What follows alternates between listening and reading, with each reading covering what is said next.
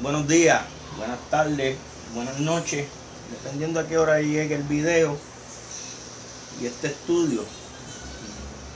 Estamos de nuevo aquí reunidos para continuar con la línea de pensamiento en cuanto a el rapto y la falsa venida de Cristo, porque va a haber una falsa venida. Eso es lo que estamos diciendo. El peligro del rapto cambia la venida por una falsa venida, y eso es lo que dice Segunda de Tesalonicenses, versículo 2. Pero antes de entrar en materia, vamos a orar. Amante Dios y buen Padre que estás en los cielos, santificado sea tu nombre. Te damos gracias por Cristo y te damos gracias por esta oportunidad que nos das de exponer y estudiar tu santa palabra. Que todo lo que se diga, todo lo que se haga, sea para tu honra y tu gloria y edificación de los que escuchan y creen. Por Cristo te pedimos estas cosas, que vive y reina por los siglos de los siglos. Amén y amén. Gracias, Señor. Pues, volviendo al tema, o sea, la falsa venida y el rapto, nos quedamos analizando Tesalonicenses, Segunda de Tesalonicenses, capítulo 2, comenzando desde el versículo 1, y dice de la siguiente manera: pero con respecto a la venida de nuestro Señor Jesucristo y nuestra reunión con Él, os rogamos, hermanos, que no os dejéis mover fácilmente de vuestro modo de pensar, ni os conturbéis ni por espíritu, ni por palabra, ni por carta, como si fuera nuestra, en el sentido de que el día del Señor está cerca. Versículo 3. Que nadie os engañe en ninguna manera, porque no vendrá sin que antes venga la apostasía y se manifieste el hombre de pecado, el hijo de perdición. No puede venir Cristo sin que antes venga la apostasía. En el capítulo anterior habíamos definido apostasía como decir algo que Dios no dijo, contrario a la palabra o la voluntad de Dios. Apo viene del término griego separar, alejarse, divorciarse, cambiar de bando, cambiar de opinión o de forma de pensar. Apartarse, separarse de lo que Dios dice, de la verdad. Eso es apostasía, eso es apostatar. Cambiar lo que Dios dice por otra cosa. En este caso, Dios a través de los profetas nos revela que es un rescate que Él pagó por un pueblo que habían raptado o secuestrado, y Él con su sangre pagó el rescate. Eso lo cambiaron, esa verdad la cambiaron. Eso es apostatar. Dios no dijo eso en su palabra. Eso está muy lejos de la verdad. Se divorciaron de la verdad, se separaron de la verdad, abandonaron la verdad, cambiaron de bando y a última hora son unos traidores, porque el que cambia de bando, el que cambia de parecer, es un traidor. Y eso es lo que es apostatar. Cambiaron, traicionaron a Dios. Por más que digan yo tengo santidad, que eso compara lo que ellos dicen con la verdad de la Biblia. Y tenemos que apostataron, no están diciendo lo que dice la Escritura. Tratan de convencerte torciendo la Escritura, pero no pueden probarlo con una línea de pensamiento constante. Desde el Génesis hasta el Apocalipsis no lo pueden probar. Mientras que todo el tiempo la palabra rescate está a través de toda la Biblia. Eso sí se puede probar fácilmente, que Dios pagó, rescató, redimió, salvó la humanidad. Eso se puede probar. Pero que Dios la raptó, eso no se puede probar nunca.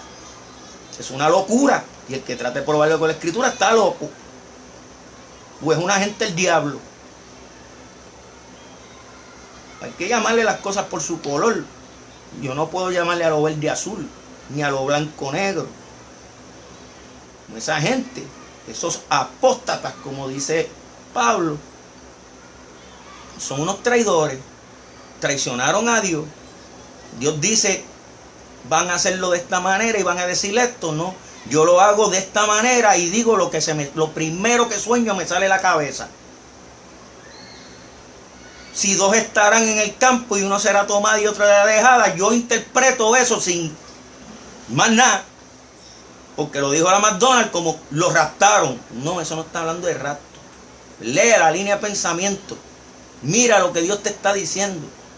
No te está hablando de un rapto. ¿Por qué? Porque la palabra rapto no aparece en la Biblia, te la inventaste, asumiste que ahí hablaba de rapto, pero no está hablando de rapto. Si no lo dijera, como dice rescate por toda la Biblia, dijera rapto, pero no lo dice. Lo que te habla es de un rescate, que estábamos raptados por la muerte, esa era la sentencia, y Cristo con su sangre pagó y nos rescató. Eso es la verdad. Y nosotros dependemos, creemos, confiamos por fe en ese rescate. No hay que buscar esto, no hay que sumar mucho. Sino, ¿para qué vino Cristo al mundo? ¿Para qué entonces Dios envió a su Hijo unigénito? Para que todo aquel que en Él cree no se pierda, mas tenga vida eterna. ¿Dónde meto ese texto? ¿Qué hago con la sangre de Cristo? ¿Qué hago con el sacrificio? ¿Qué hago con la paga o la redención o el rescate? Fíjate que también primera de Tesalonicenses también menciona que no nos dejemos cambiar fácilmente de qué, de nuestra manera de pensar. Cambiar, que no los muevan, que no se muevan, que no cambien, que no traicionen a Dios en esta manera de pensar, que no puede venir Cristo sin que alguien antes venga la apostasía y se manifieste luego el hijo de perdición, que es el anticristo, que es la falsa venida, haciéndose pasar por Dios como si fuera Dios, dice la Escritura, ahí mismo en 2 de Tesalonicenses. ¿Ven? Y si se sienta ¿dónde? En el templo de Dios, haciéndose pasar por Dios como si fuera Dios. Ese es el anticristo, ese es ese falso espíritu, el que soñó la joven McDonald. Ese es el espíritu que lo cambia todo. Ese es el espíritu de apostasía, ese es el espíritu de traición. Fíjate que Dios es el mismo hoy, mañana y siempre. Dios no tiene que cambiar la fórmula. ¿Por qué? Porque Dios ya pagó. Él se dio a sí mismo el rescate por mucho. Dice primera de Timoteo 2:6 que se dio el rescate por todo. Así es que Dios no tiene por qué cambiar una fórmula ganadora. Ya Él pagó. ¿Por qué la va a cambiar si Él se dio el rescate por todo? Es cuestión de creer. Él no tiene que cambiar. El que tiene que mantenerse en esa forma de pensar y no cambiarla eres tú. Como dice segunda de Tesalonicenses. Y como dice Timoteo. También. Cristo ya pagó. Dios ya pagó. Él regresa a tomar lo que es suyo. Por lo que Él pagó. Pues eso es de Él. Me lo voy a llevar. No es rapto. Rapto es el que se lleva buscando que le paguen un rescate. El que rescata pagó y dame lo mío que me lo llevo, ya yo pagué. Son dos términos distintos. El que rescata es el que paga. El que secuestra o rapta es el que hay que pagarle. En este caso, la muerte, porque la paga del pecado es muerte. ¿Y qué dice Hebreos 9:22 con respecto al pecado y la paga? Vamos un momentito a buscarlo. ¿Qué dice Hebreos 22 con respecto? Hebreos 9:22 con respecto a esto. Dice,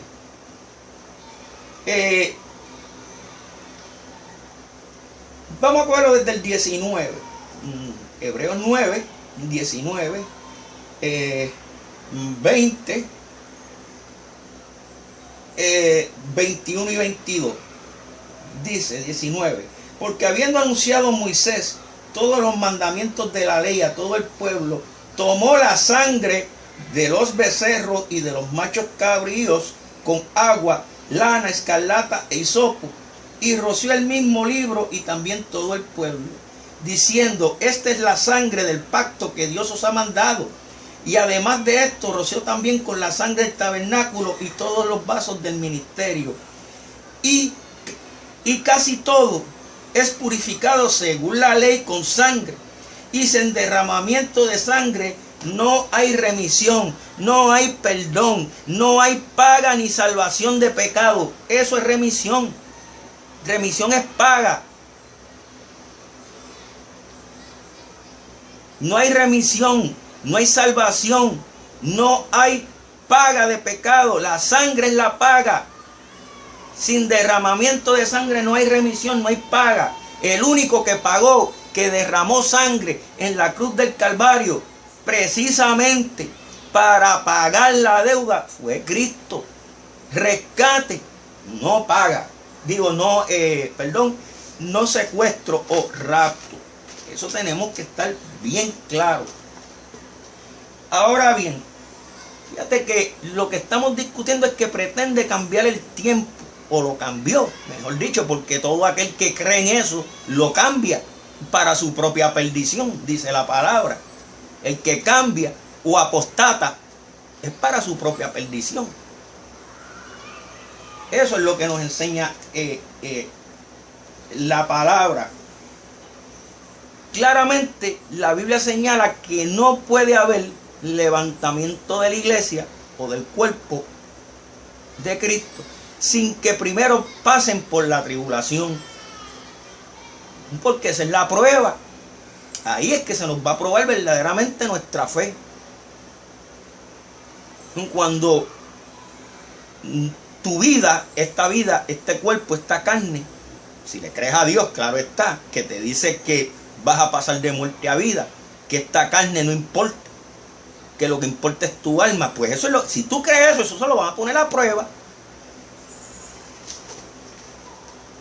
En la tribulación va a estar la prueba, porque este cuerpo, esta carne va a estar en peligro constantemente de perecer. De eso se trata. Si confiamos en lo que dice Dios, no le des importancia a esta carne, o confiamos en la McDonald's, me quiero llevar esta carne para el otro siglo, lo cual es imposible, porque ni carne ni sangre, esta carne y esta sangre no pueden heredar ese reino. Dios nos promete un cuerpo para no estar desnudos y revestirnos para poder entrar en ese reino. La McDonald's quiere este cuerpo, llevárselo para el cielo, en contra de lo que dice Dios. Eso es apostatar. Eso es una apóstata. Dios dice ni carne ni sangre, y ella dice que soñó que se va para el cielo. Esa es una apóstata. Y todo el que le hace caso, le escucha, son apóstatas. Sino que me lo prueben con la escritura, eso es fácil. Yo no soy apóstata porque la escritura, mira, yo te estoy diciendo, la escritura te dice apóstata. Pruébame tú lo contrario. Siéntate y mira a ver si tú puedes decir lo contrario con la escritura. Eso es apóstata. En el próximo segmento continuaremos.